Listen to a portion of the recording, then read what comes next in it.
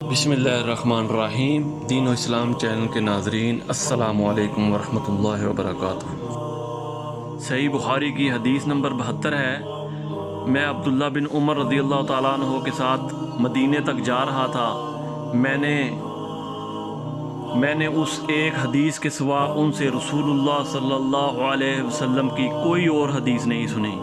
وہ کہتے تھے کہ ہم رسول اللہ صلی اللہ علیہ وسلم کی خدمت میں حاضر تھے کہ آپ صلی اللہ علیہ وسلم کے پاس کھجور کا ایک گھابا لایا گیا۔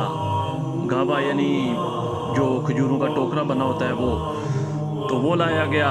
اسے دیکھ کر آپ صلی اللہ علیہ وسلم نے فرمایا کہ درختوں میں ایک درخت ایسا ہے، اس کی مثال مسلمان کی طرح ہے۔ ابن عمر رضی اللہ تعالیٰ عنہ کہتے ہیں کہ یہ سن کر میں نے ارادہ کیا کہ عرض کروں کہ وہ درخت کھجور کا ہے، مگر چونکہ میں سب سے چھوٹا تھا عمر میں، اس لیے میں خاموش رہا۔ پھر صحابہ نے رسول اللہ صلی اللہ علیہ وسلم سے پوچھا کہ آپ ہی بتا دیجئے کہ وہ کون سا درخت ہے، تو نبی کریم صلی اللہ علیہ وسلم نے فرمایا کہ وہ کھجور کا درخت ہے۔